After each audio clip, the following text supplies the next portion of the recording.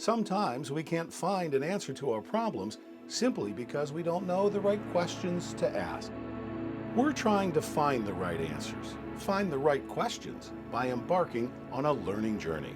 So what is a learning journey? A learning journey is when you bring a group of people together to see together on issues that you can't possibly see on your own. You are going to see us on a COBALT learning journey. Questions? You're supposed to have questions. Otherwise, you wouldn't be here. And if you're Glenn Page, those questions are often hiding in beautiful places. One of the reasons why we chose Iceland for the destination for the learning journey is because the Arctic is warming 3 times faster than the rest of the world. Perhaps there's no better place to spend a week. 6 of us in a van where everyone's background and everyone's work is different. We will seek out questions and answers together, but we'll all be affected differently. And once back home, each of us will use our newfound knowledge in our own ways. We are scientists, students, and philosophers. Let's meet the team. I'm fascinated by this process of looking back together before you look ahead. For nearly 2 decades in Portland, Maine, Kathy Ramsdell inspired her remarkable team as the executive director of the Friends of Casco Bay. Well, so this whale's been teasing us for the last few minutes. Johnny Norton is learning what it means to transform systems at Bounce Beyond in Nottingham, England. Unless you actually come, you can't feel a place. Harriet Brainerd is a Vermont-based systems and solutions strategist and sustainability consultant. As for Maria Wilkie, we saw a humpback whale, I believe. Besides having been a whale spotter in New Zealand, this PhD candidate from Germany is studying at the Agricultural University of Iceland. I'm the video guy. My name is Mike. And then there is our leader, philosopher, and guide, Glenn. I'm Glenn Page, Global Lead of COBALT, and this is a call to action. Bioregional learning journeys are a way of seeing together the kind of issues that we face collectively. COBALT is an acronym for Collaborative for Bioregional Action, Learning, and Transformation. Glenn has led learning journeys in, among other places, Sub-Saharan Africa, Central America, the Caribbean, and with the leaders of the sacred headwaters of the Amazon. Yes, while the story you're watching right now is a travelogue, it's a different experience when you're on the team. This is not a travelogue. This is a new way of traveling and understanding and seeing together the systems we're living within. How do we actually create independence? A COBALT learning journey is hard work. To achieve a deep appreciation, there is a great deal of homework prior to arrival, involving research about the issues that matter most to the people of the place. Now, here in Iceland, we're pre-primed to learn about local, regional, national, and global scale, which in turn leads to a deep understanding of the ecology and this bioregion. What's a bioregion? Well, basically what that is it appreciates the political boundaries of country, of county, of municipalities, but it also looks at the cultural distinction and the ecological distinction of coastlines, of mountaintops, of hillsides, of pasture lands, and understanding the uniqueness of a given place. So unlike any journey most people have ever taken, we're actually thinking quite a bit about scale. And as we drive into the West Fjords, we're beginning with thinking about Iceland as a whole, going down a scale to considering the bioregion of the West Fjords, going further down, working within the municipalities, asking the questions of how they've been dealing with response to change, and then coming back out and up a scale to think about Iceland, and then ending up at Harpa for the Arctic Circle Assembly as we consider response to ecosystem change at the scale of the Arctic. Before we get to all that, we plot a course 4 to 5 hours north of Reykjavik. The West Fjords were once the center of the national economy. Its people have seen boom and bust. Forces are now moving in both directions. What are the current dynamics? Let's find out. You actually need to learn how to see together. That's a learning journey. Immediately, I'm learning about the communities in Iceland. Immediately, first day. On that first day, in this university conference room, we meet Helena. Dramatic change has come to her hometown. We go to this small fishing village. People got born soar in their heart. Soar in their heart. Most of these buildings are empty now. Technology changed, fishing changed. Cod processing is now done at sea, not in small coastal towns like this. Just generations of living in this coastal community that has completely lost their fishing industry, practically overnight. 500 people gone. Helena makes us an offer. Do we want to come with her to see what she and others cooked up to replace the fishing industry? She said, I'll go to my hometown with you and show you around to this innovation space. And that just blew my mind. Now, space in this former fish factory is attracting the blue economy. These are tech, environmental, and healthcare businesses associated with the ocean. All of a sudden, they've transformed that into this innovation hub. And that was one of those critical moments. 300 meters of a new pier. By seeking out local input and scheduling open blocks of time, such critical encounters come naturally and generate new ideas and potential. Far from unusual, these serendipitous moments happen all the time on a COBALT learning journey. The fact that we had no specific agenda into the learning journey meant that we could truly just go with the flow and listen to what the people in the place had to tell us. And because of that, we truly learn and we truly sense. The road now takes us north and west, but with time left open, we have time. Time to stop.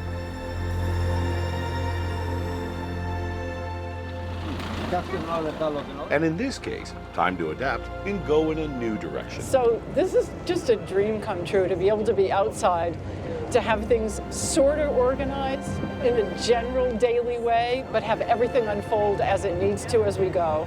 On this massive volcanic bump in the middle of the sea, it just seems right to be like the Viking explorers, seeing the land as they saw it. Red is basically road closed. Yes, by ditching the highway, we avoided some snowy mountain passes, but more importantly, this is just the kind of unplanned pivot that leads to a far deeper understanding. To do travel in a way that is not overly scripted is incredibly important. And you have the opportunity, and you take advantage of the opportunity to interact with local people. You're going to learn so much more about what I would call the human ecology of the place. Well, look at that. Looking, seeing, sensing are the starting points of accepting the green shoots of transformative change and understanding place. What a place of contrast. We find contrasts are everywhere. Sun, ice, steam, and the sea. Walk these paths, and it's easy to imagine what the early explorers felt as they created, over 1,000 years ago, one of the first forms of democracy. So this has been a fishing station since the settlement of Iceland. This is from, I think, about 1,200. Maria shows us the recreation of the sod houses inland farmers built to survive winter by moving seaside to catch fish. They would do this in the most horrible months, like November to April, and live in these huts with like no heating. All of this, another step towards the greater understanding of place and scale. If you don't have the local knowledge of, for example, the fisheries, you're not going to have the knowledge of the industry. And if you don't have the knowledge of the industry, you're not going to have a knowledge of how the nation works. And if you don't have a knowledge of how the nation works, you're not going to understand how they can all interact and collaborate globally. We're now in the largest city in the West Fjords, Isafjordur, literally the fjord of ice. This is our Isafjordur, our small town. We have almost 2,600 people here. We are taking you to a tour at the harbor. A kind of magic happens on every learning journey. Local hosts, experts, and academics welcome us and are keen to share deep analysis of their issues, their challenges, and their potential solutions. They understood rather quickly that we were coming in as a scientist learning about their bioregion, but that brought in an empathy factor that they understood right away that we cared. We're in a perilous place as a people and as a planet, and I think the more we can get out and talk to other people about how they're seeing things, how they've dealt with things in the past, how their ancestors did it, and see if we can't continue to have deeper conversations that lead to resilience. We are about to move up a scale. Leaving the West Fjords, there is an expression of the blue economy we must see: saltworks. The flakes are sometimes bigger, sometimes smaller. They pull seawater from the fjord. The abundant geothermal energy just below the surface naturally and sustainably transforms the water into salt. Salt sold worldwide. Tastes like salt. As a blue economy business, Saltworks is the real deal. Next stop, the Arctic Circle Assembly. But on our way, we're waved down by another group of locals. I don't think it's been long that they actually stay in the winter in these fjords. That was a minke whale. Has a nice short blow on it.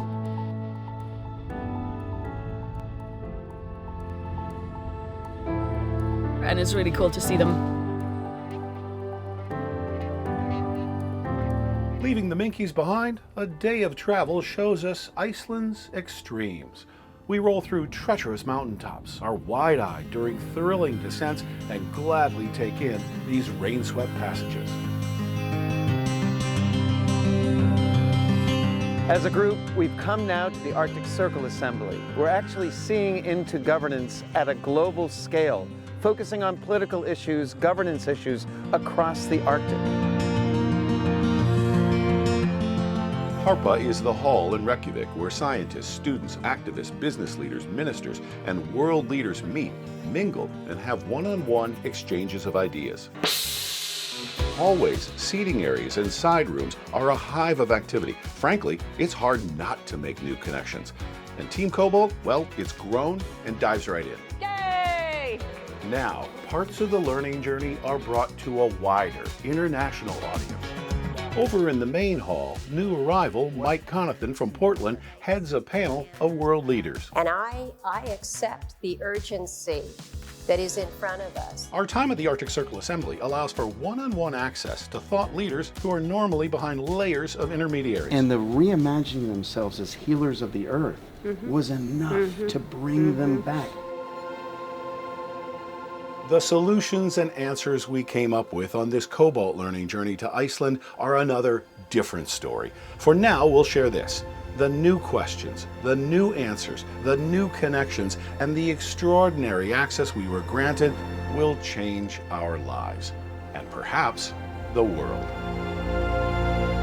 I feel transformed.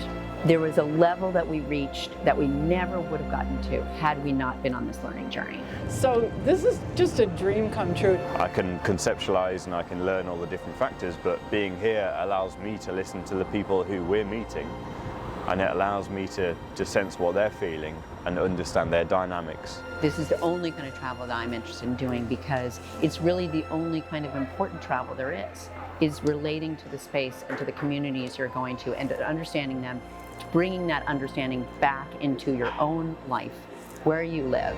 A trip like this, where we're connecting with people where they live and talking about what's happening at their local level, this is where change is going to happen. Going in with Glenn, he leads with his heart, and that is seen immediately by the people on the ground in those communities. They feel his openness, they feel his caring. The way the world is changing, we need new ways of seeing together, experiencing the kind of issues that we're facing both now and into the future. So consider your home, the issues you're facing, and consider what would the bioregional learning journey look like in your home. And this is a call to action. I'm Glenn Page, Global Lead of COBALT. I hope to see you on our next bioregional learning journey.